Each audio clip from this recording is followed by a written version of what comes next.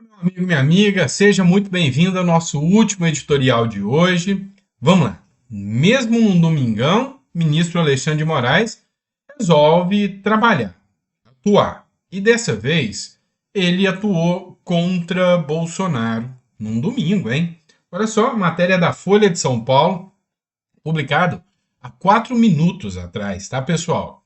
Moraes rejeita recurso no TSE e mantém Bolsonaro e Braga Neto inelegíveis. Pois é, eu já tinha dito para vocês que o resultado não seria diferente, mas, para bom entendedor, eu avisei, né? O presidente do TSE, Alexandre de Moraes, rejeitou um recurso apresentado pela defesa do ex-presidente Jair Bolsonaro e do ex-ministro Walter Braga Neto contra a decisão da corte que tornou ambos inelegíveis por abuso de poder político e econômico. Os advogados da chapa a presidente e vice das eleições de 2022 pediam o envio do caso ao Supremo Tribunal Federal. A decisão de Moraes foi assinada na sexta-feira. Então aqui é um daqueles casos em que pede a inelegibilidade de Moraes. Bolsonaro recorreu para o Supremo Tribunal Federal e fez o pedido, né, que o TSE remetesse para o Supremo Tribunal Federal. E o Alexandre de Moraes, atuando como presidente do TSE, rejeitou o recurso de Bolsonaro. Tá. É interessante um ponto que os ministros do TSE já tinham dito que a defesa do Bolsonaro tinha matado qualquer chance dele conseguir reverter a decisão, porque tinha errado no caminho e que o caminho não era do TSE, né? Mandar o recurso para o TSE pedindo para remeter para o STF, que ia ser rejeitado. E o UOL divulgou isso. O Alexandre de Moraes fez uma nota pública de repúdio à matéria do UOL, falando que era fake news. Mas agora, na hora de decisão, ele usou os mesmos argumentos que o UOL tinha utilizado, né? Rejeitando a matéria. Pois é. Trabalha bastante, principalmente quando é contra o Bolsonaro, né? Então, recurso negado, Bolsonaro se mantém inelegível, já não tem mais caminho de recurso para o Bolsonaro. Outra matéria do Metrópolis, que trata também do ministro Supremo Alexandre de Moraes, é: Moraes estipula prazo para concluir inquérito de Bolsonaro e Marielle Franco. Pois é, ele já aproveitou o dia de atuação, né, o domingo, e colocou também prazo, tanto para a matéria que trata de um suposto golpe do Bolsonaro, quanto também para pôr fim ao caso Marielle Franco. Ministro do STF, Alexandre de Moraes, trabalha com um prazo semelhante para a conclusão de 2 inquéritos de repercussão internacional. Eu não entendi o porquê que são de repercussão internacional, mas enfim, né? São 2 inquéritos. O do 8 de janeiro, no qual o presidente Jair Bolsonaro é investigado, e o que apura o assassinato de Marielle Franco. Moraes acredita que, em até 2 meses, ambos os inquéritos serão concluídos, ou estarão bem perto disso. A partir daí, então, terá início a fase de instrução. Nela, o STF analisará os elementos apresentados pelo órgão de investigação e decidirá o que será levado adiante e o que ficará por fora do escopo dos respectivos processos. Pois bem, tanto no caso do Bolsonaro quanto da Marielle Franco, o Moraes estabeleceu o prazo, 2 meses para encerrar.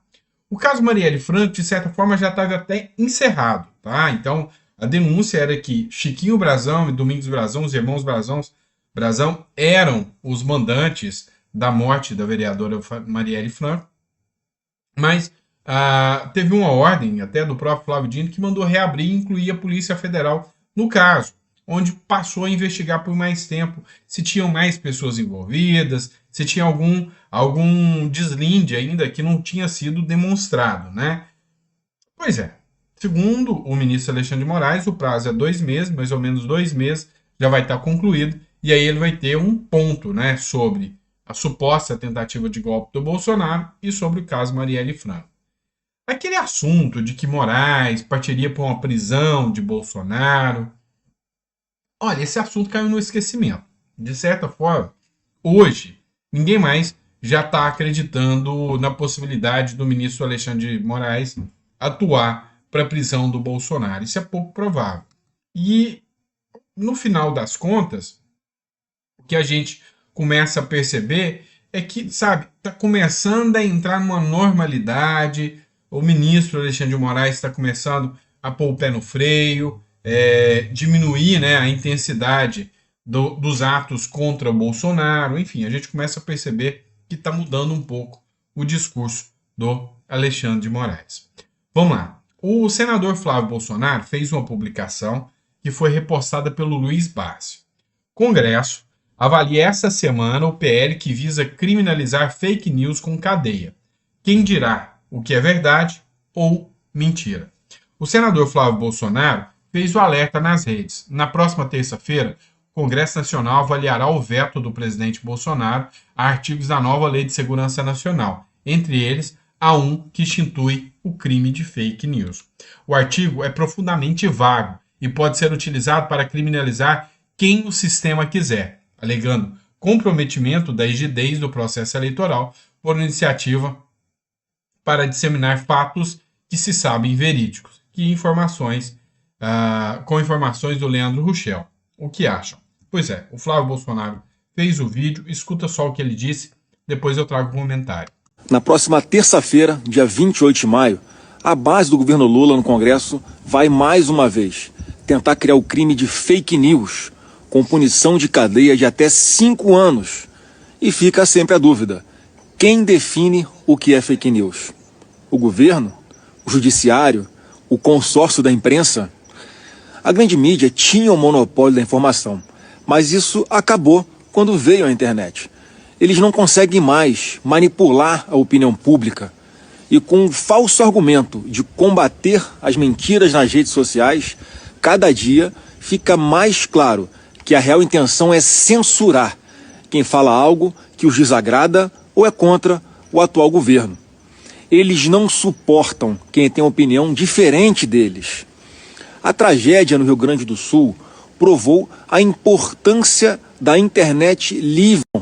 Na próxima terça-feira. Pois bem, o vídeo é mais longo, né?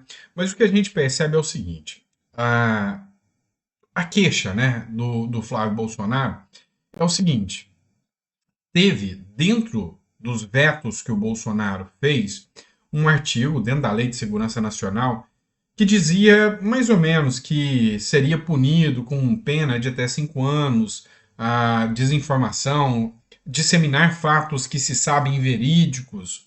O grande problema é esse: quem vai definir o que se sabe verídico ou não, tá? Então, por exemplo, aconteceu um caso bem interessante, aconteceu até com a MBL, tá?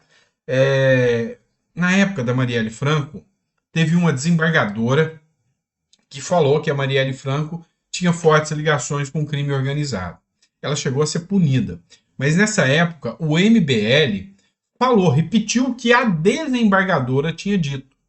E aí, cá entre nós, como é que você vai questionar e falar, não, a fala da desembargadora é mentira?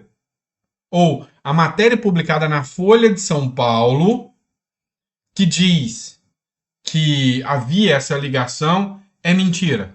E aí divulga, e aí depois, quando a desembargadora foi punida, né, foi sancionada, todo mundo virou contra o MBL que tinha divulgado a matéria.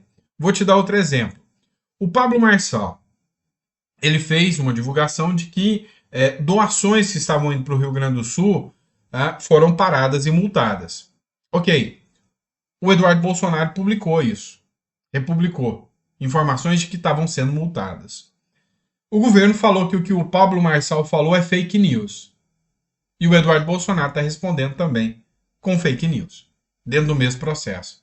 Vem cá, primeiro, o que o Pablo Marçal falou é mentira mesmo? Porque o Jorginho Melo falou que não, que é governador de Santa Catarina. O presidente da NTT falou que não. Matéria do SBT falou que não. O Pablo Marçal não estava mentindo. E se fosse, tem como o Eduardo Bolsonaro saber se é mentira ou verdade? Quem vai dizer isso? Então, assim, a gente sabe que é uma estrutura para o sistema perseguir opositores. Então, não tem outro caminho. A gente sabe muito bem para que lado vai isso, né? Então, vamos torcer que os deputados e senadores tenham, sabe, sanidade aí para se não conseguir barrar, colocar critérios objetivos. O que é caracterizado fake news? Será que se juntar todo mundo não dá para sentar e criar uma ideia e falar, não, vamos caracterizar aqui, colocar critério objetivo. Considera-se fake news matéria veiculada em jornal que posteriormente, por decisão judicial transitada em julgada, foi definida como inverídica. E a publicação veio depois dessa decisão judicial. Uma nota pública falando, essa matéria é inverídica, o mesmo meio tem que fazer a retratação, e aí se eu publiquei de novo, eu estou fazendo fake news. Entenderam? É isso. Então, assim, tem que ter um sistema onde, olha, falaram isso, foi desmentido, o próprio sistema desmentiu, é divulgado que aquilo era mentira. E aí quem falar isso depois, aí já é uma outra história. Então, assim, põe critérios objetivos, né? Vamos lá, outra questão que a gente precisa discutir aqui também. Olha só essa matéria do UOL, e eu não sei se isso é fake news ou não. Supostamente, a UOL publicou isso. Se a UOL estiver mentindo, não sei. Se estiver falando a verdade, também não sei. Como é que eu posso responder por fake news por uma matéria da UOL? Funcionária de Randolph leva a vida de influenciadora no horário de trabalho. Luciana Gurgel, esposa do deputado Vinícius Gurgel, que é do PL do Amapá, é funcionária no gabinete do líder do governo, Lula. Vocês entenderam? A Luciana Gurgel é esposa do Vinícius Gurgel, ela é influenciadora, tá? Influenciadora. Ele é do PL do Bolsonaro e a esposa dele trabalha para o Randolfo Rodrigues, do governo Lula. Viram? Deu para entender? E aí, a UOL está denunciando que ela fica fazendo selfie e trabalhando de influenciadora durante o horário que ela deveria estar no trabalho. Ó, tem uma, não estou falando que é o caso, longe de mim, eu explico direito aqui para vocês, tá? Tem um caso que já foi definido pelo STF que se chama nepotismo cruzado. Isso é crime. O que é o nepotismo cruzado? Eu não posso contratar alguém que é diretamente subordinado a mim, que é meu cônjuge ou parente consanguíneo, até o segundo grau, se eu não me engano, primeiro grau, não lembro. Então, por exemplo, eu não posso contratar minha esposa para trabalhar, mas eu posso falar para o deputado que é meu amigo, ele contrata minha esposa para trabalhar para mim, para ele, e eu contrato a esposa dele para trabalhar para mim. Pronto. Eu fiz o nepotismo cruzado. Entenderam? E aí o STF entendia essa tese do nepotismo cruzado. Então, esposas de deputados, esposas de ministros, deveriam ser proibidas, né, ou maridos proibidos, de exercer qualquer função pública, salvo concurso público. Tá? Passou no concurso, mostrou que tem mérito, aí não dá para impedir. Mas cargo de confiança em qualquer esfera tinham que ser proibidos. Minha visão é essa, tá? Mas cada um no seu cada um, tá? E aí fica aí a matéria do UOL, que eu não sei se é verdade, se é mentira, só tô republicando a matéria, tá? Então não venha para cima de mim que eu só tô republicando. Não dá para me saber se isso é verdade ou mentira. Assim como essa matéria do Metrópolis. Também não consigo saber. Lira quer unir Lula e Bolsonaro em sua sucessão na Câmara. Será que isso dá certo? Pois é. Vamos lá. Atual presidente da Câmara dos Deputados, o Arthur Lira, trabalha para unir Lula e Jair Bolsonaro em sua sucessão no comando da casa em fevereiro de 2025. É o seguinte, o Lira quer colocar um sucessor que é vinculado a ele, que tem a mesma linha dele, tá? Um sucessor dele, assim, o sucessor que entrar vai ter ainda muita relação com ele e ele ainda vai manter um poder dentro do Congresso Nacional. Normal, a gente já sabe como funciona isso aí. Só que ele precisa articular bem para falar tanto para o Lula quanto para o Bolsonaro, olha, deixa na minha mão, se vocês não quiserem me apoiar, que é o que eu queria, que o Lula e o Bolsonaro me apoiassem num candidato, mas se vocês dois não conseguirem me apoiar juntos, pelo menos não atrapalha, não faz oposição. E aí vocês já estão trabalhando comigo. E a ideia do Lira é ter reunião com o Lula e ter reunião com o Bolsonaro para falar, ó, quero nomear o meu candidato a presidente da Câmara, e aí, com essa nomeação, eu preciso que você ou me apoie ou pelo menos não atrapalhe. E aí eu vou saber dialogar com os dois no momento certo. E aí?